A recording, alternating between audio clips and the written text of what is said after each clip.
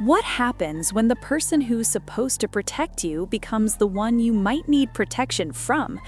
NBA YoungBoy, one of the hottest rappers in the game with over 11 million YouTube subscribers and billions of streams, has a godmother story that's straight up jaw-dropping. Her name? Kyrie. She claims she saved him when he had nobody, but the truth is darker and way more complicated than anyone expected.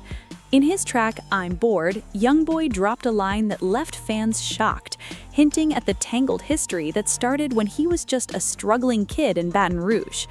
Kyrie was there when his grandmother passed, the woman who really raised him, and she's been dragged into controversy, with YoungBoy's mother, Sharonda Golden, throwing serious shade on Instagram. Where was I when other people were raising my kids? Two sides to every story. Today, we're laying out the full story of NBA YoungBoy's godmother, the good, the controversial, and everything in between. Stay tuned, because what we uncover might make you rethink everything you thought you knew. To really get the story, we need to rewind to Baton Rouge, Louisiana. A young Kentrell Golden, better known as NBA YoungBoy, was growing up in one of America's most dangerous neighborhoods. This wasn't a fairy tale childhood, it was survival mode from day one. Kyrie Oliver, also Kyrie Garcia, wasn't some random figure who stumbled into his life. She was a counselor with the Marine Corps program, assigned to mentor at-risk youth at Capitol Middle School. Her job? Help kids struggling in school, poverty, and life before the streets swallowed them whole. According to Kyrie herself in a KSL News interview, she was there to keep students on track to graduate, a monumental task in North Baton Rouge, where dropout rates were sky high and the school-to-prison pipeline was painfully real. Picture this: early 2000s Baton Rouge, gangs recruiting kids before puberty, fathers locked up or gone, mothers barely surviving, and kids like Kentrell slipping through a broken system. That's when Kyrie stepped in. At 24, she was assigned to 6th graders at Capitol. Kentrell was one of them, a kid showing early signs of trauma and anger that would later fuel his music. On that first day, all anyone saw was a troubled child on the edge of the streets, but Kyrie saw something else: potential. Kentrell's home life was unstable. Dad, Jeffrey Tate, was locked up for 55 years for armed robbery and attempted murder. Mom, Sharonda, was figuring out her own life. Grandmother Alice Golden was trying her best, but she was in her 60s, dealing with her own health issues. While teachers wrote him off, Kyrie started mentoring him, helping with schoolwork, talking about the future, and keeping him away from the streets. But their relationship didn't stay strictly professional. Kyrie eventually became his godmother. This wasn't just guidance anymore, it was family, or at least that's how it was framed. The Marine Corps program was temporary, but Kyrie stuck around even after it ended. She claims she was there when YoungBoy had nobody else. But here's the twist: he actually had someone. His grandmother, Alice Golden, was his true anchor. Alice Golden wasn't just a grandma, she became YoungBoy's entire world. Living on 38th Street in a neighborhood dominated by gunshots and chaos, she raised him, loved him, disciplined him, and gave him the emotional security nobody else could. "My grandma was my everything," YoungBoy said in interviews, his voice heavy with loss. When Alice passed around 2017-2018, YoungBoy NBA lost more than family. He lost his protector. The grief was profound, and he became even more guarded, isolated, and intense. He said in interviews, "I ain't never felt that feeling again." The death of that unconditional love shaped him as a man and as an artist. This is where Kyrie's role becomes more prominent. According to her statements, she was there during his darkest moments, after Alice's death, amid legal troubles, and while his career exploded. Kyrie helped him when he was struggling academically, continued to mentor him after he dropped out in 9th grade, and positioned herself as someone who believed in his potential when others didn't. For context, the music industry can be brutal. When young rappers rise, everyone wants a piece: managers, promoters, and self-proclaimed early supporters. Who's genuine? Who's rewriting history to benefit from someone else's grind?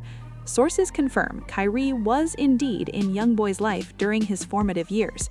She was there when he was just Cantrell, a troubled Baton Rouge kid with massive dreams. She supported him, guided him, and according to her, never gave up, even when his choices could have destroyed his future. But things get messy. Youngboy's fans know he spent 2 years on house arrest in Utah. But what isn't widely known is Kyrie allegedly helped make that happen.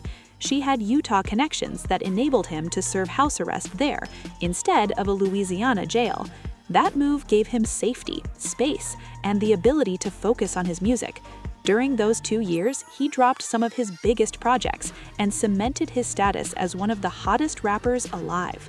On paper, Kyrie looks like the godmother who came through, present during his grandmother's death, a guide through legal troubles, and a mentor during his transformation into a superstar.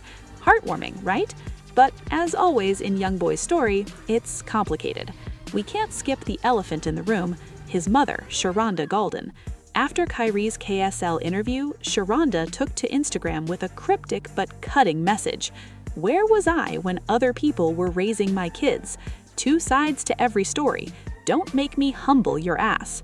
Sharonda Golden was young, trying to figure out her own life, and Youngboy's grandmother was his main caregiver. But Cher's Instagram post raises some serious questions. What exactly was she implying? Was she hinting that Kyrie's version of events isn't the full story? And what did she mean by "don't make me humble your ass"? A subtle warning or a threat to expose something about Kyrie?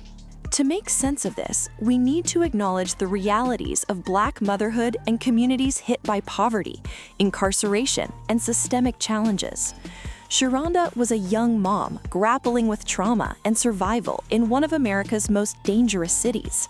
Her son's father was locked up for 55 years, and she made the choice to let her mother raise Cantrell, a decision many criticized. Yet, Sharonda hasn't completely abandoned her children. She's been present in Youngboy's adult life, and despite the complicated relationship, there's clearly love there. So when Kyrie publicly said she stepped in because Sharonda wasn't around, it's understandable that Sharonda would take issue. From her perspective, she was there, just not in the way others expected. But some fans think there's more to Sharonda's shade than just defending her role as a mother. The phrase, "don't make me humble your ass," hints she might know something about Kyrie's relationship with Youngboy that makes her uneasy. And that brings us to the most disturbing part. In NBA Youngboy's 2020 song, "I'm Bored," he rapped, "My godmother wanna sleep with me, I thought I was your child."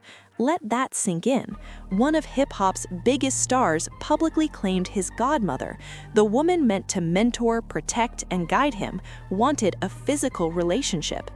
Youngboy is known for honesty in his music. He doesn't make stuff up for shock value. So when he drops a line like that, fans take notice. Who was he talking about? Kyrie? And if so, what actually happened? Looking at the timeline, Youngboy entered Youngboy's life when he was in 6th grade, around 11 or 12. She was 24. She mentored him through middle school and stayed connected even after he dropped out of high school. By the time "I'm Bored" dropped in 2020, Youngboy was 20, a millionaire superstar with fame, influence, and millions of fans. Now, some fans allege Kyrie's involvement wasn't as innocent as she claims. Rumors suggest her feelings may have crossed boundaries when he was still a minor. These claims are serious and unverified, but Youngboy's own lyrics give them weight. Many speculate Kyrie's feelings might have shifted once he became rich and famous, from mentor and godmother to something else. This kind of shift isn't unusual in entertainment, friends or family suddenly seeing someone differently once success enters the picture. Here's what makes it particularly alarming. If Kyrie's feelings turned romantic or sexual, she was in a position of trust and authority over Youngboy. Any boundary crossing, especially during his youth, would be a massive betrayal. Adding fuel to the fire, Kyrie recently got Youngboy's name tattooed on her body. Fans went wild. Is this normal godmother behavior or something more obsessive? In the context of his lyrics, it looks less like a tribute and more like a troubling attachment. Still, Kyrie did play a role in Youngboy's rise. She claims to have helped him during pivotal moments, like arranging his house arrest in Utah. Those 2 years, away from Baton Rouge's chaos, gave Youngboy the space to focus on music, release hits like AI Youngboy Until Death Call My Name and Reeler, and solidify his place in hip-hop. She witnessed him go from a kid who might not graduate middle school to a global superstar, and according to her, she never forgot his struggles or where he came from. Kyrie positions herself as someone who believed in him when nobody else did, and Youngboy has acknowledged her role, even if his lyrics suggest discomfort. This relationship is complicated. Can someone be helpful and harmful? Can they genuinely care while harboring inappropriate feelings?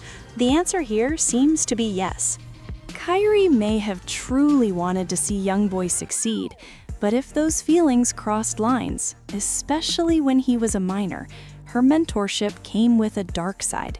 This story isn't just about Youngboy and his godmother, it's about power, exploitation, and vulnerability in the entertainment industry. Adults in positions of authority over kids, mentors, teachers, godparents, hold immense influence. And if Kyrie acted on any inappropriate feelings, she would have abused that trust, taking advantage of a young man who relied on her. The industry is full of stories like this, adults exploiting young talent for money, influence, or worse. Young artists from tough backgrounds are especially vulnerable, desperate for success, and willing to navigate complicated dynamics. Youngboy grew up with little: poverty, violence, a father in prison, and a mom figuring things out. Kyrie offered support, mentorship, and guidance, but if her feelings turned inappropriate, he was trapped in a nearly impossible position. How do you reject someone who helped you survive? How do you set boundaries with someone holding power over your life? This isn't just gossip. It's a story about trust, influence, and the fine line between help and harm. And that's why NBA Youngboy's godmother saga has the internet talking.